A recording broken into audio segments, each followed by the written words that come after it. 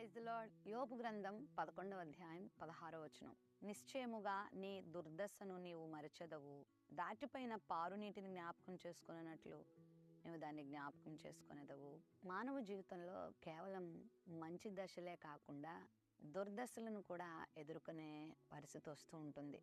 మనకి అన్నీ మంచి జరుగుతూ ఉంటే చాలా సంతోషంగా ఉంటుంది. కానీ ఎప్పుడైనా జరగరాని జరిగితే, కొన్ని ఇబ్బందికరమైన పరిస్థితులు తలెత్తితే మనం చాలా కృంగిపోతాం కదా.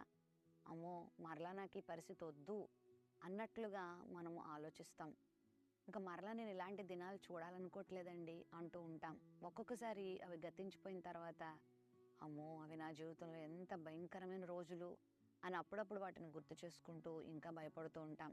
ప్రభు వాగ్దానం ఇక్కడ సెలవిస్తున్నారు. అదేంటనంటే, నిశ్చయముగా నీవు నీ దుర్దశను మర్చిపోయేలా నేను చేస్తాను.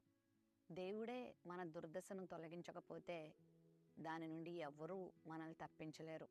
ఒకవేళ ఈ ఉదయకాల సమయంలో నువ్వు ఏదైనా ప్రతికూల పరిస్థితిలో ఉన్నావా, కీడులో ఉన్నావా, శోధన కాలంలో ఉన్నావా, శ్రమల కాలంలో ఉన్నావా, నాకేంటి ఇంత భయంకరమైన కష్టం తలెత్తింది అని బాధపడుతున్నావా, నువ్వు కొంచెం ఓపిక పడితే రానున్న రోజుల్లో ఈ దుర్దశను మర్చిపోయేలా దేవుడు చేస్తాడు. అంటే దాని అర్థం ఏంటో తెలుసా? దేవుడు నీకు మేలు చేస్తాడు అని అర్థం. నువ్వు అనుభవిస్తున్నటువంటి ఈ కీడుకరమైన పరిస్థితి నుండి దేవుడు నిన్ను విడిపిస్తాడు అని అర్థం.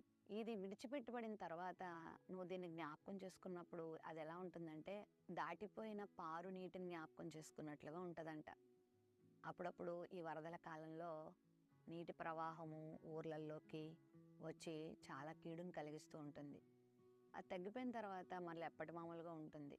అలాంటి పరిస్థితుల్లో పలానా టైంలో ఈ విధంగా జరిగి ఇంత వినాశనం జరిగింది కదా అన్నట్లుగా గుర్తు చేసుకుంటాం. కానీ అప్పుడు మాత్రం ఆ పరిస్థితి మనకు కనబడదు. అదేవిధంగా నీ జీవితంలో కూడా దేవుడు అలాంటి పరిస్థితిని కల్పిస్తాడు.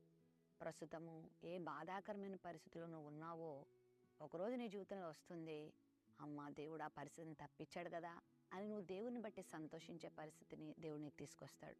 గొప్ప సంతోషాన్ని నువ్వు అనుభవిస్తావు, ఆనందాన్ని అనుభవిస్తావు.